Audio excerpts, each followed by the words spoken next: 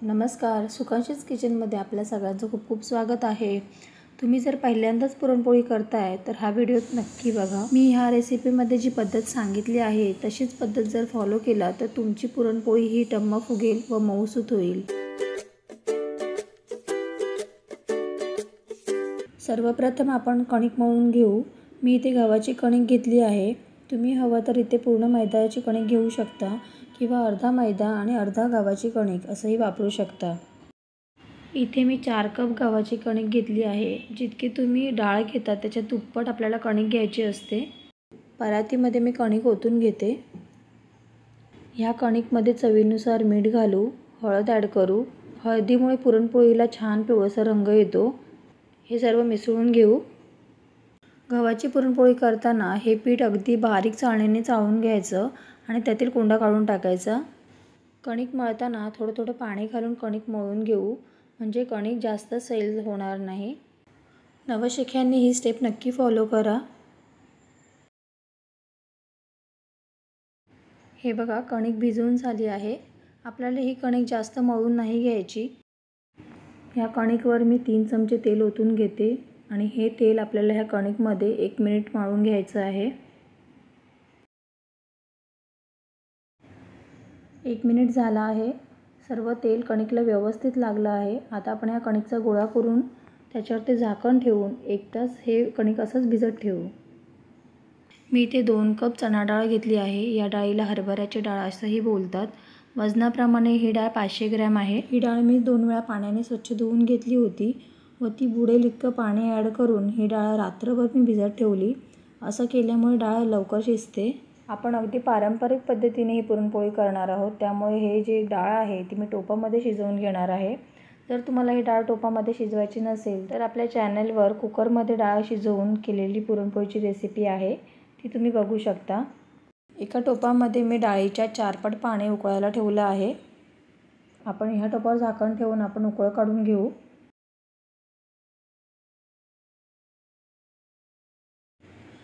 पाण्याला छान अशी उकळी आली आहे। आता आपण याच्यामध्ये अर्धा चमचा हळद ॲड करून घेऊयात आणि मी याच्यामध्ये 3 चमचे तेल ॲड करून घेते।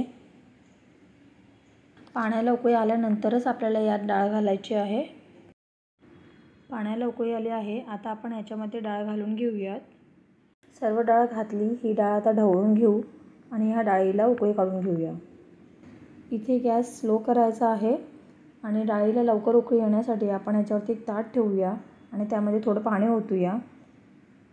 ही स्टेप करताना तुम्ही तिथेच उभे राहा, कुठेही जाऊ नका। फक्त 1च मिनिट आपल्याला हे ताट ठेवायचं आहे, नाहीतर हे जे पाणी आहे ते ओतू जाईल। तुम्ही बघू शकता डाळीला उकळी यायला सुरुवात झाली आहे। आता आपण ते ताट बाजूला करूया। टोपामध्ये डाळ शिजवत असताना ह्या डाळीवरती जो असा फेस येतो तो आपल्याला काढून टाकायचा आहे। कुकरमध्ये जेव्हा आपण डाळ शिजवून घेतो तेव्हा आपल्याला फेस काढता नाही येत, त्याच्यामुळे मला टोपामध्ये डाळ शिजवून केलेली पुरणपोळी खूप आवडते। इथे 45 मिनिट झाले आहेत। आपण डाळ शिजत ठेवली होती। यातील थोडी डाळ बाजूला काढूया। चमच्यावरती घेऊन आपण असं प्रेस करून बघूया, डाळ मऊसूत शिजली आहे। आता गाळणीने येवळणी आणि डाळ वेगळे करून घेऊ। एका भांड्यावर मी पुरणाची जाळी ठेवली व त्यामध्ये ही डाळ ओतून घेतली।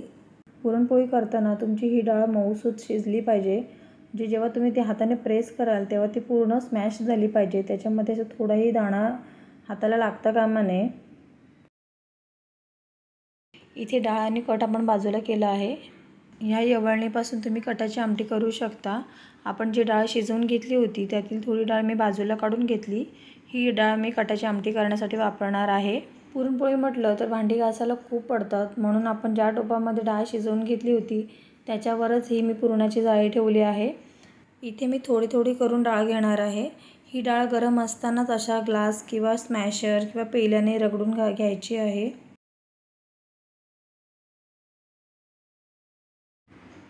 तुम्ही बघू शकता मस्त बारीक असं पुरण पडत आहे। अशा प्रकारे आपल्याला सर्व डाळ अशी रगडून घ्यायची आहे। अशा प्रकारे सर्व डाळ रगडून झाली आहे। आता आपण पुरण काढून घेऊयात। या पुरणाच्या चाळणीला जी डाळ लागली आहे ती आपण चमच्याने काढून घेऊयात। आता आपण पुरण शिजवून घेऊ। काही ठिकाणी याला पुरणाला चटका देणं असंही बोलतात। मंद आचेवर मी टोप गरम करत ठेवलं होतं. आता त्याच्यामध्ये आपण जे हे पुरण आहे ते ओतून घेऊयात.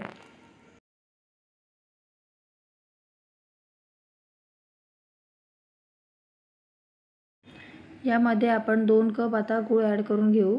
जितकी आपण डाळ घेतली तितकाच आपल्याला गूळ घ्यायचा असतो. 2 वाटी डाळ घेतली होती तर 2 वाटी गूळ घेतला आहे. हा गूळ मी किसून घेतला आहे. गूळ किसून घेतला की तो पुरणामध्ये लवकर विरघळतो. पुरण आणि गूळ परतून घेऊ. 1-2 मिनिटांमध्येच गूळ वितळायला सुरुवात होईल. हे बघा, गूळ वितळायला सुरुवात झाली आहे. गॅस लो ठेवायचा आहे.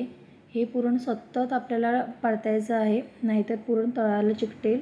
पुरण तयार झालं की नाही हे बघण्यासाठी हा चमचा या पुरणामध्ये मी उभा केला, पण तो चमचा खाली पडला, म्हणजे आपलं पुरण तयार झालं नाही. पुन्हा 1 मिनिट परतून घेऊ. 1 मिनिट झाला आहे, पुरण परतून घेतलं आहे. आता पुन्हा याच्यामध्ये मी चमचा उभा केला, पण तो पडत नाही, म्हणजे आपलं पुरण तयार आहे.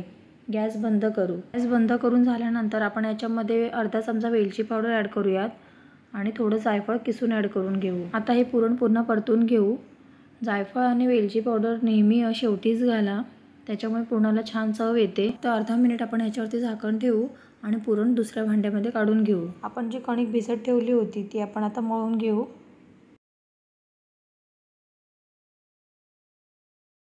ह्या कणकेवर मी 2 चमचे तेल ओतलं आहे आणि आपण ही कणिक ह्या तेलामध्ये व्यवस्थित मळून घेऊयात.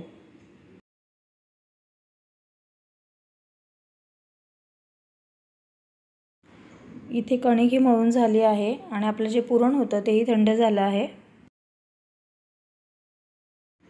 कणकेचा लहान गोळा तयार करून घेऊ. आता पुरणाचाही गोळा तयार करून घेऊ.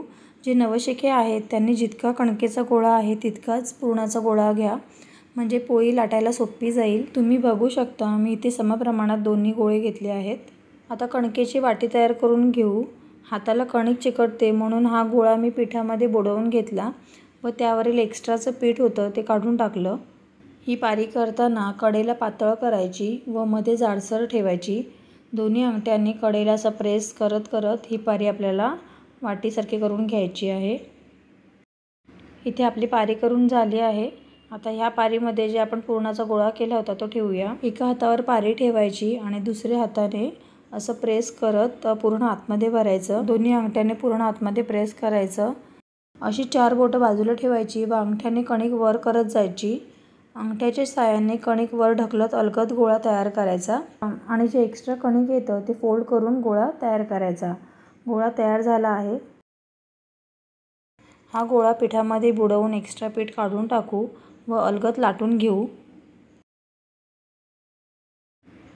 हलक्या हाताने गोळा असा दाबून घ्यायचा, म्हणजे पुरण काठापर्यंत एकसारखं पसरेल.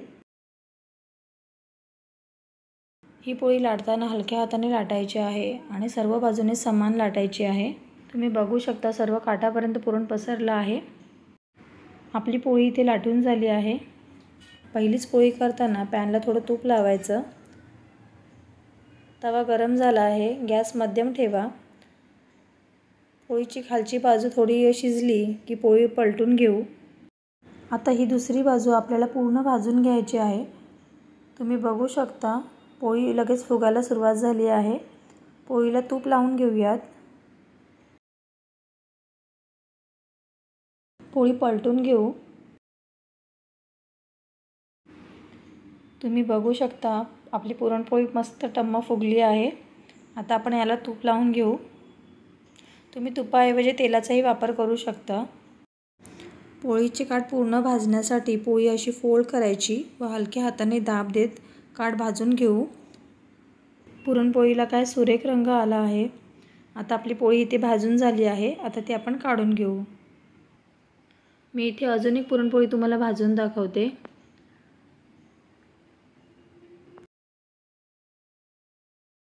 तुम्ही बघू शकता आपली दुसरी पुरणपोळी मस्त टम्म फुगत आहे. अशा प्रकारे आपण केलेल्या सर्व पुरणपोळ्या अशा टम्म फुगल्या आहेत. आजची ही पुरणपोळीची रेसिपी तुम्ही नक्की ट्राय करून बघा आणि कशी झाली ते कमेंट बॉक्समध्ये सांगायला विसरू नका.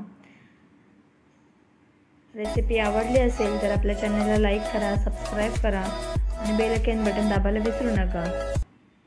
पुन्हा भेटू नवीन व्हिडिओमध्ये. तोपर्यंत बाय.